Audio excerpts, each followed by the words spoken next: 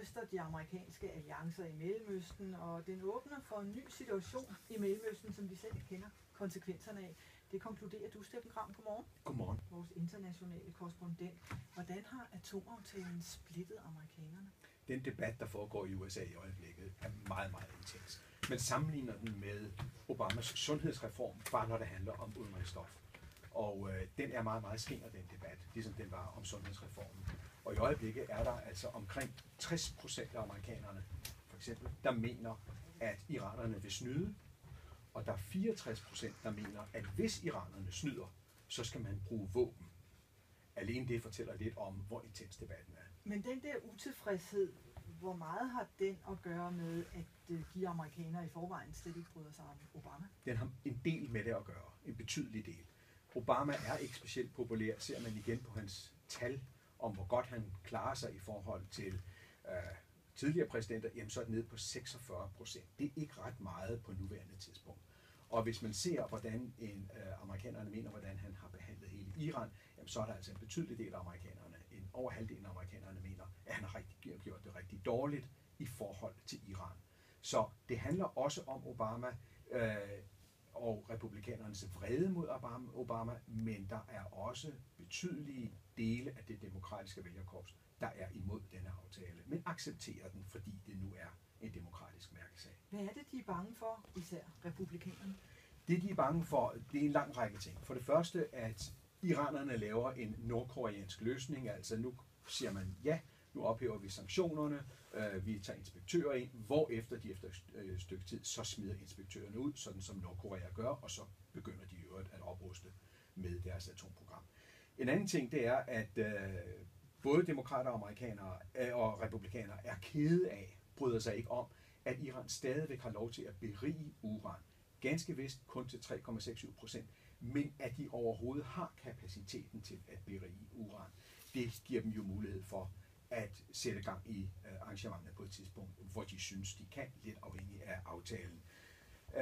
Så republikanerne anklager Obama for ikke at have udleveret alle dokumenter i forbindelse med aftalen. Det er nogle specielle dokumenter omkring inspektion og overvågning af mulige militære installationer, der kan bruges til hvor det internationale atomenergiagentur skal inspicere. Men den slags aftaler plejer ikke at blive offentliggjort. Nu siger republikanerne, nu vil de gå rettens vej og anlægge sag mod Obama for at få de papirer ud. Og det kan så også yderligere skabe grus i maskineriet.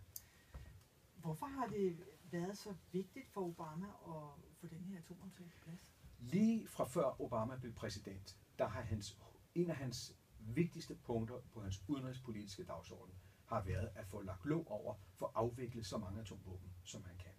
Så Obama begyndte allerede i 2009 at strække en hånd ud til det daværende iranske regime og sige, hør her, skal vi ikke tale sammen om det her? Vi ved, hvad I er gang i, osv.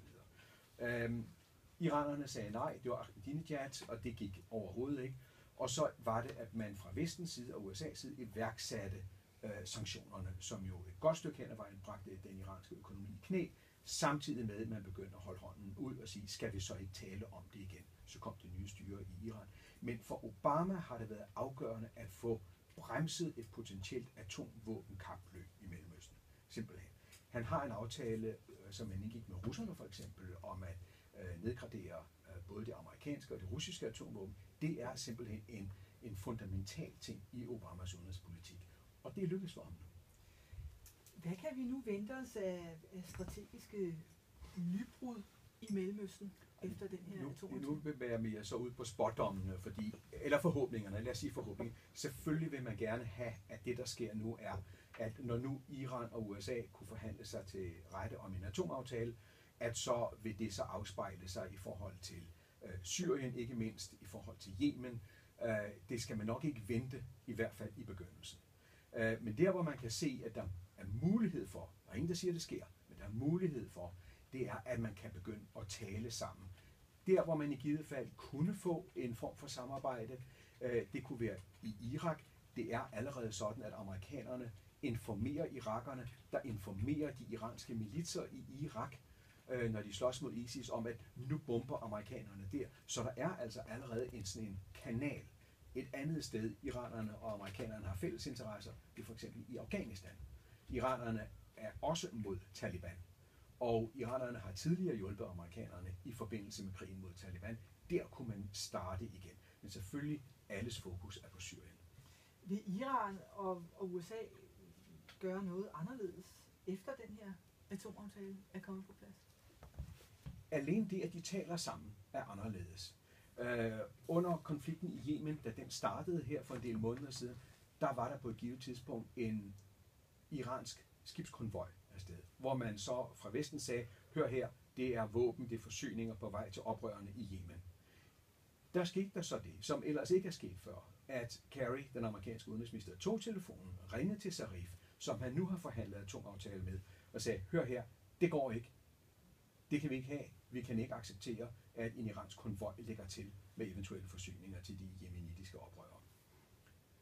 Zarif tog det tilbage til ledelsen i Iran, og konvojen stoppede, og den sejlede tilbage. Det er en direkte kontakt, man ikke har været vant til. Det kan være, det er starten til noget bedre.